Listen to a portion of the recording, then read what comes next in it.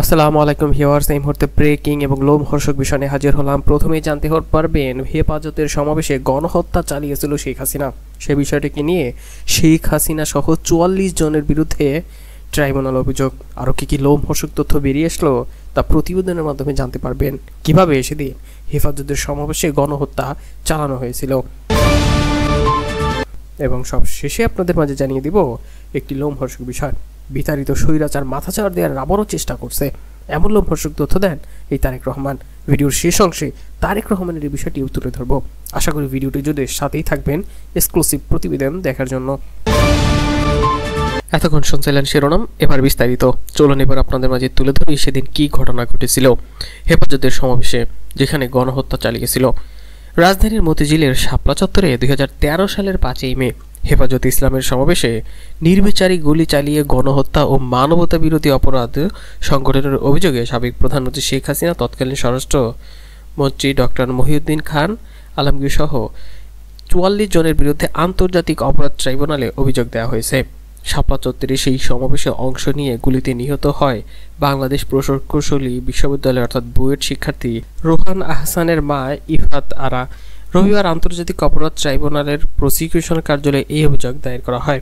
অন্যান্য যাদের বিরুদ্ধে অভিযোগ দায়ের করা হয় তারা হলেন আওয়ামী লীগের নেতা শেখ ফজল করিম সেলিম, আব্দুল লতিফ সিদ্দিকী, মাহবুবুল আলম, হানিফ, বাহাউদ্দিন নাসিম সহ আরও অনেকেই তাদের বিরুদ্ধে মামলা দেওয়া হয়েছে। বিশেষ করে ডিএমপি কমিশনার বেনজির আহমেদ, বিজিবির তৎকালীন প্রধান, র্যাবের ডিজি, র্যাবের ইন্টেলিজেন্স উইংয়ের কমান্ডার তৎকালীন কর্নেল জিয়াউল হাসান সহ আরও অনেকেই, তাদের মধ্যে তৎকালীন ছাত্রলীগ সভাপতি, সেক্রেটারি, যুবলীগের সভাপতি ও সেক্রেটারি সহ ৪৪ জনের বিরুদ্ধে মামলা করা হয়। ট্রাইব্যুনাল অভিযোগ দায়ের করার পর রোহান হাসানের মা ইফাত আরা আরও তথ্য দিয়ে বলেন, রোহান হত্যার ঘটনায় বিষয়ে বিগত সরকারের সময় আমি মুখ খুলতে পারিনি, থানা বা আদালতের মামলা করার সাহস পাইনি। ছেলের লাশ পাওয়ার পর আমাকে প্রশাসন থেকে চাপ দেওয়া হয়েছিল তাড়াতাড়ি দাফন করার জন্য। তিনি আরও বলেন, রোহানের মতো একটি মেধাবী ছেলেকে হারিয়ে আমি পারিবারিকভাবে নানা সমস্যার সম্মুখীন হয়েছি। আমি সন্তানহারা হয়েছি, দেশও তার একটি অমূল্য সম্পদ হারিয়েছে, এমন তথ্য দেয় তার মা।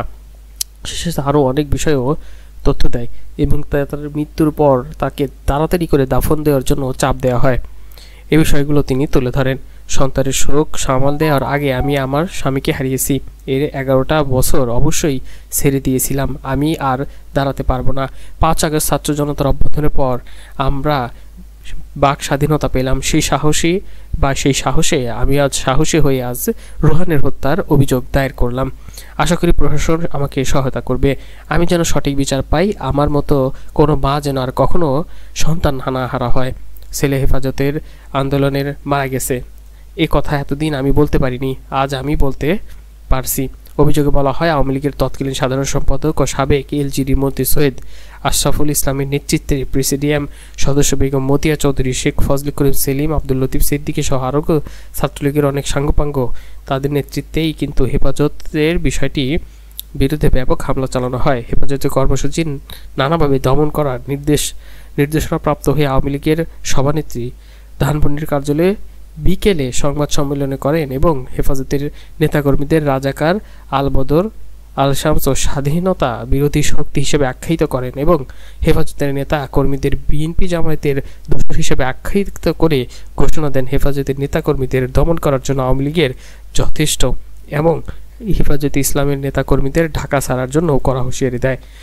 অভিযোগে বাদী ইফাত আরা উল্লেখ স্পষ্ট করে বলেন, 2013 সালের 5ই মে সারা দেশ থেকে আলেম ওলামা, সাধারণ ছাত্র জনতা ও সকল শ্রেণী পেশার ইসলামপ্রিয় তৌহিদি জনতার সাথে আমার ছেলে রোহান হাসান তার অন্যান্য বন্ধুসহ ঢাকা শাপলা চত্বর অভিমুখে যাত্রা করলে বিভিন্ন স্থানে police, BGB, RAB, Awami League, Jubo League, Chhatra League, সরকারের অন্যান্য শরিক দলের নেতাকর্মী তৌহিদি জনতাকে বাধা দেয়, হামলা চালায় এবং ঢাকা শহর সহ সারা দেশে বিভিন্ন স্থানে আন্দোলনকারীদেরকে আহত নিহত করে। আমার ছেলে রোহান হাসান তার বন্ধুদেররা সকলে মিলে তার সাথে থেকে সকাল থেকে ছাত্রলীগ, যুবলীগ ও পুলিশ সহ অন্যান্য আইনশৃঙ্খলা রক্ষী বাহিনীর কর্তৃক একাধিক স্থানে হামলার শিকার হয়ে আহত বিধ্বস্ত হয়ে বিকালে মতিঝিল শাপলা চত্বর এলাকায় পৌঁছায়। উক্ত স্থানে থাকা অবস্থায় সন্ধ্যার পরে শাপলা চত্বরে দক্ষিণ পার্শ্বস্থ দৈনিক বাংলা অভিমুখে সড়কে শাপলা চত্বর থেকে সামান্য দূরে রাস্তার পাশে পুলিশি যৌথ বাহিনী, ছাত্রলীগ ও যুবলীগ সন্ত্রাসীরা গোলাগুলি করে। আকস্মিক হামলা করলে আমার ছেলে সহ তার বন্ধুরা ছাত্রভঙ্গ হয়ে যায়।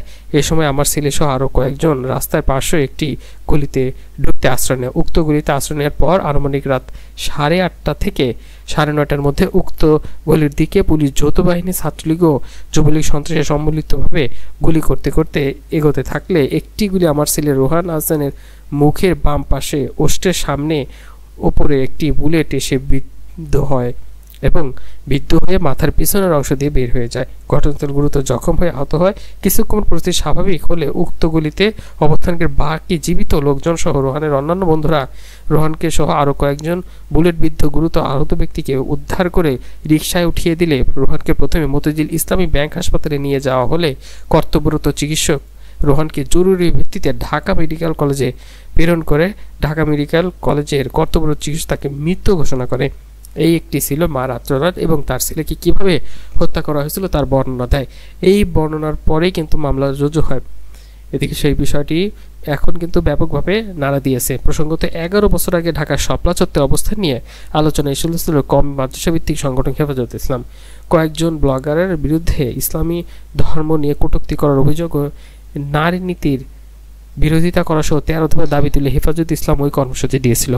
2013 সালের 5ই মে দিনভর উত্তেজনা ও সহিংসতা ছড়িয়েছিল সংগঠনটির ওই কর্মসূচিকে কেন্দ্র করে। সেই রাতে রাজধানীর অন্যতম বাণিজ্যিক এলাকা মতিঝিলের শাপলা চত্বর ঘিরে তৈরি হয়েছিল এক ভীতিকর পরিবেশ। শেষ পর্যন্ত পুলিশ, র্যাব ও সীমান্ত রক্ষাকারী বাহিনী, বিজিবির অভিযানে খালি করা হয়েছিল শাপলা চত্বর। তাহলে বুঝতেই পারছেন সেদিকে কতটা ভয়াবহ ছিল। এই ছিল কিন্তু এক্সক্লুসিভ তথ্য, যেখানে উঠে আসে হেফাজতের গণহত্যার একটি নরকীয় তথ্য। এবং সবশেষে আপনাদের মাঝে তুলে ধরতে যাচ্ছি, বিতাড়িত স্বৈরাচার মাথাচাড়া দেওয়ার চেষ্টা করছে বলে দাবি করেছেন কিন্তু এই তারেক রহমান। শুধু তাই নয়, তারেক রহমান বলেছেন অন্তর্বর্তী সরকারের সাথে বিএনপির কোনো মতপার্থক্যও নেই। আরও কি কি তথ্য দিয়েছেন তিনি। বিএনপির ভারপ্রাপ্ত চেয়ারম্যান তারেক রহমান বলেছেন, বিতাড়িত স্বৈরাচার তাদের নানা ধরনের দোসর নানা কৌশল করে আবারও মাথাচাড়া দিয়ে দেশে ব্যাপকভাবে বিশৃঙ্খলার চেষ্টা করছে। অপশক্তি দেশে এবং দেশের বাইরে থেকে গণতন্ত্রের সপক্ষে শক্তির মধ্যে ভুল বোঝাবুঝির সৃষ্টিও চেষ্টা করছে তারা। তবে আমরা সবাই সতর্ক থাকলে দেশের সাপেক্ষে শক্তির মধ্যে ব্যাপক ধরনের যে ভুল বোঝাবুঝি থাকবে না বলেও তিনি বিশ্বাস করেন। তারেক রহমান বলেন, আওয়ামী লীগের স্বৈরাচার পালনের পর জনগণের বিশাল আকাঙ্ক্ষা নিয়ে যাত্রা শুরু করে অন্তর্বর্তী সরকার। তবে গণতন্ত্রের পক্ষের সব শক্তি ও সাংবাদিকদের সতর্ক থাকা দরকার। চলমান গণতন্ত্রের যাত্রাকে বাধাগ্রস্ত করতে নানা রকমের ষড়যন্ত্র শুরু হয়ে গেছে। তারেক রহমান বলেন, পলাতক মাফিয়া সরকার বিগত দিন বিএনপি সহ বিরোধী দলের হাজার হাজার মানুষকে হত্যা করেছে, শত শত নেতার কর্মীকে গুম করেছে, গণঅভ্যুত্থানের সময় হাজার হাজার ছাত্রকেও হত্যা করেছে, কমপক্ষে 30,000 মানুষকে হত্যা করেছে আওয়ামী লীগ সরকার। এই আন্দোলনে শুধু বিএনপির অঙ্গ সংগঠনের 4 শতাধিক নেতাকর্মী শহীদ হয়েছে। তারেক রহমান বলেন, লেখক, সাংবাদিক, বুদ্ধিজীবীদের মধ্যে যে কোনো বিষয়ে ভিন্ন মত থাকতে পারে, এটি গণতন্ত্রের সৌন্দর্য। ভিন্ন মতকে দমন করার জন্য ব্যাপক ধরনের যে নৈরাজ্য, সে বিষয়টা কোনোভাবেই মেনে নিতে পারা যায় না। পলাতক স্বৈরাচারের সঙ্গে তাদের মন্ত্রী, এমপি কিংবা বায়তুল মোকাররমের খতিব, জাতীয় প্রেস ক্লাবের সভাপতি, সাধারণ সম্পাদকের পলায়নের মাধ্যমে আবারও প্রমাণিত হয়েছে যে অবৈধ রাষ্ট্রশক্তি নয়, শেষ পর্যন্ত জনগণের দ্বারাই চূড়ান্ত হবে।